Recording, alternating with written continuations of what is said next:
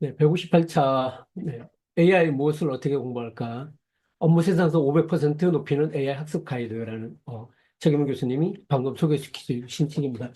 제가 이 책을 이제 선택하게 된 거는 제가 이제 다다음 주부터 이제 퍼널 마케팅을 가지고 이제 AI를 가지고 퍼널 마케팅 끝내는 그 강의를 시작하고 준비를 해서 이제 시작할 예정인데 그것 때문에 사실 이제 열심히 AI 저도 이제 필드에서 적용하고 해보면서 고민을 많이 하고 있었고요. 또 지금 제가 이제 최 교수님이 진행하고 있는 7차 민행초이 저기 AI 강좌를 또 듣고 있거든요. 그래서 어, 원고를 이제 이미 5월 1일 날 출간하기 전부터 이렇게 공개를 많이 좀 해주셨는데 읽어보면서 제가 지금 이제 저희 소셜스쿨에서 AI를 다룬 지가 한 4년은 된 것 같아요. 그리고 이제 22년 11월 30일 날 챗GPT가 저기 런칭하고 난 다음부터 또 집중적으로 하다 보니까 제가 갖고 있는 책이 20권이 넘는 것 같아요. AI 관련된 뭐 챗GPT 관련된 책 이런 책들이. 그리고 또 시중에 나와 있는 책만 하더라도 거의 1900, 뭐 거의 2000권 가까운 책들이 지금 나와 있는데 최근 책 제가 이제 읽어보면서 느낀 거는 뭐냐면은 어쨌든 간에 어, 2년 넘게를 그 챗GPT부터 시작해서 AI에 대해서 집중적으로 공부했고 또 그걸 가지고 강의를 하셨고 또 기업들에 나가서 뭐 강의나 코칭이나 컨설팅을 하고 계신 그 실무적인 관점에서 우리가 AI를 어떻게 이제 쓸 것인가라는 그 고민들이 잘 녹아 있다라는 생각이 들었고요. 특히 이제 저도 그런 느낌인데 작년까지는 AI가 무엇인지에 대해서 개론적인 설계나 아니면 AI에 있는 주요 이제 툴들을 소개하는 관점이었다면은 원래부터 이제 본격적으로 업무에서 이제 각각의 업무에서 그 AI를 어떻게 적용하고 어떻게 활용할 것인가 이 고민이 이제 본격적으로 대두되는 시기라고 생각을 하고 그 시점에 딱 적절한 책이라는 생각이 들어서 이 책을 선택하게 됐습니다. 파트는 크게 4개 파트로 되어 있고요. 또 각 파트별로 장은 20개 장으로 구성이 되어 있습니다. 첫 번째 장은 챗GPT와 생성 AI가 세상을 바꾼다는 부분이고요. 2022년 11월 30일이죠. 사실 이제 역사적인 챗GPT가 나오면서 그전에 우리가 AI라고 이야기해왔던 부분들을 훨씬 더 쉽고 또 현실감 다가오는 그런 형태로 우리가 만날 수 있었던 것들인데 그 핵심적인 요소가 그런 것 같아요. 결국은 사람의 언어로 가지고 기계와 소통할 수 있는 길이 열렸다는 게 저는 가장 핵심적이라고 생각을 하거든요. 그래서 그런 부분들이 뭐 대화, 글쓰기, 그림, 노래까지 이미 되어 있고 사실 이제 뭐 일주일 단위로 변화가 생길 정도로 지금 급변해온 그 2년 동안 정말 급변해온 것 같아요. 그래서 뭐 한 몇 주만 지나면은 전혀 새로운 용어가 나올 정도로 그만큼 빠른 속도로 변화가 일어나고 있는 것 같습니다.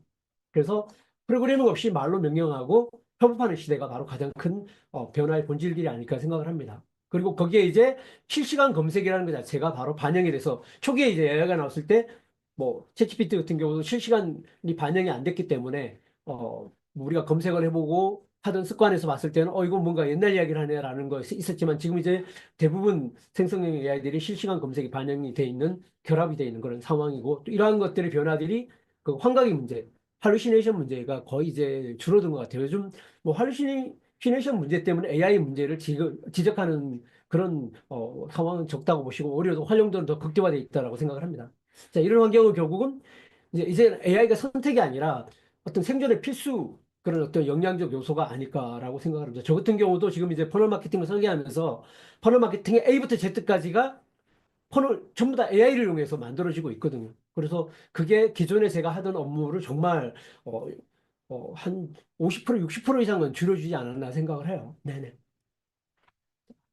두 번째, GPT 3.5에서 프로, O1 프로까지 무엇이 바뀌었나는 부분인데, 결국 앞에서도 이야기했지만 인간의 언어 문제로 해결했고, 기술 장벽이 파괴되었고, 특히 이제 멀티모달, 이미지, 영상, 인식, 실시간 카메라 분석까지가 지금 다 실현되어 있는 그런 상황이죠. 사실 이제 어떻게 보면 인간의 촉각을 뺀 나머지 시각, 청각, 그다음에 말, 이 모든 게 다 이루어져 있기 때문에 그다음에 이런 부분들이 고도화된 기능들이 이미 공유되고 있고 밑에도 나오지만 이미 AI 에이전트라는 부분이 현실화되어서 이렇게 실현되는 그런 상황으로까지 가고 있다고 보시면 되고요. 이러한 결과가 결국 일의 어떤 생산성을 3배에서 5배 정도 향상시켜 준다는 부분들이고요. 결국 이러한 변화들은 결국 AI가 사람을 뭔가 도태시키거나 사람의 어떤 일자리를 뺏는 게 아니라 AI를 잘 쓰는 사람이 그렇지 못한 사람을 대체한다는 게 바로 현실로 지금 이미 쑥 다가온 상황이 아닐까 생각을 합니다. 자, AI 누가 얼마나 쓰고 있나 부분인데요.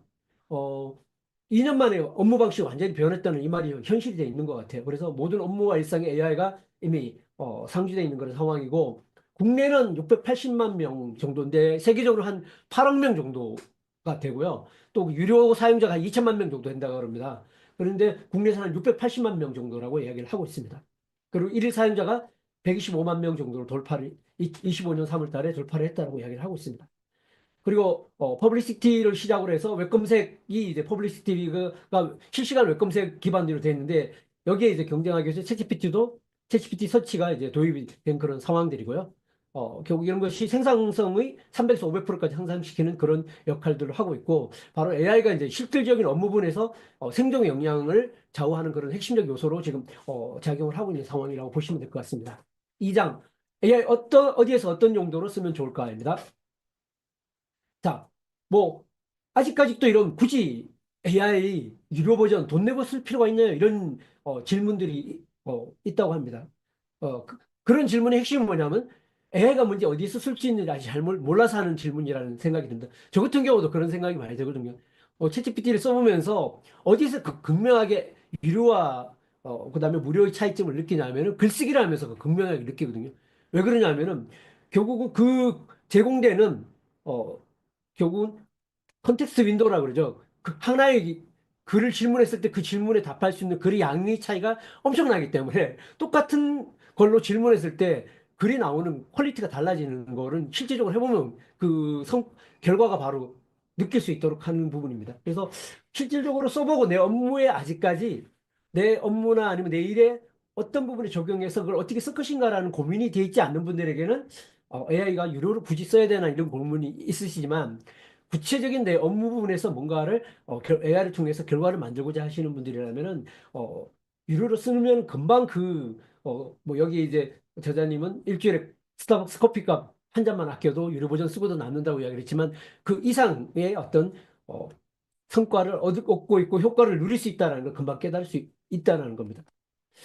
그리고 가장 쉽게 써보는 부분을 이제 제안해 주신 부분이 뭐냐면 이제 SK A 앱을 이야기를 해주셨고, 이건 이제 SKT 사용자만 좀 쓸 수 있는 겁니다. 저는 KT를 써서 이걸 사용해 보지는 못했습니다.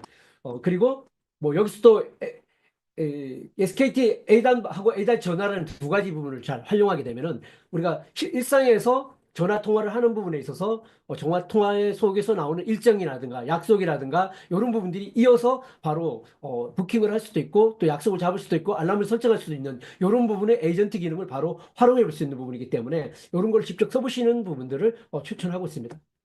자, 써본 사람만이 결국 AI 진짜 가치를 안다라는 부분을 말씀드리고 있고요. 자, 24년 AI 5대 유수 부분 중에서 특히 이제 업무 방식 부분에서 글쓰기뿐만 아니라 그림 그리기, 영상 편집, 코딩, 업무 자동화까지 사실 AI로 다양하게 활용할 수 있다는 겁니다. 그리고 이러한 부분들이 기존의 비개발자가 접근하기 참 어려웠던 부분인데, 그런 어떤 개발적 전문 지식이 없더라도 할 수 있는, 저처럼 이렇게 문과생도 정말 글쓰기 같은 경우 저는 많이 했지만 이 그림 그리기, 또 영상 편집, 코딩까지 정말 이 자동화까지 얼마든지 저 같은 사람도 할 수 있거든요. 사실 뒤에 가면 다시 이야기가 나오지만 뭐 글록3 같은 경우를 이용해 가지고 어, 스크립트를 짜가지고 바로 설문지를 만드는 거, 이런 거 저는 그전에 상상도 할 수 없었는 건데 뭐 저 같은 사람도 그냥 쉽게 그걸 구현할 수 있는 그런 경험을 직접 해볼 수가 있었습니다. 바로 이러한 부분들이 뭐 생산성을 300% 높여주는 거, 그 이상을 높여줄 수 있다고 저는 생각을 하고 있습니다. 즉 퍼블리시티나 이런 걸 이용하게 되면은 AI가 직접 뭐 검색을 하고 요약까지 해주는 서비스, 이런 것도 쉽게 이용할 수 있는 거라고 볼 수 있습니다. 즉 AI가 지금 우리가 일하는 방식을 정말 많이 바꾸고 있다고 저는 생각을 하고요. 이런 부분들은 제가 일상적으로 지금 느끼고 있는 부분들이고, 뒤에 가면 또 다시 나오겠지만 기존에 제가 뭔가 일을 하기 위해서 검색하고 그다음에 정보를 찾고 정보를 정리하고 또 그걸 갖고 뭔가 컨텐츠를 만들고 하는 과정 자체가 지금 저 같은 경우는 완전히 바뀌었거든요. 업무하는 방식이. 자, 챗GPT 퍼블리시티 무엇이 다른가? 자, 챗GPT 같은 경우는 이제 LLM이라고 그러죠. 근데 이제 퍼블리시티 같은 경우는 이렇게 직접 LLM을 갖고 있지 않지만 이런 서비스를 만든 겁니다. 그래서 퍼블리시티는 최초의 어떤 그런 어떻게 보면은 검색형 AI라고 볼 수가 있는 겁니다. 이제 챗GPT는 문장 제조기라고 단적으로 이야기할 수 있는 것들이고요. 그래서 초기에는 이런 부분이 약간의 이제 할루시네이션들이 많이 좀 발생했지만 최근에는 이런 문제는 거의 많이 해소되었다고 볼 수 있는 것 같아요.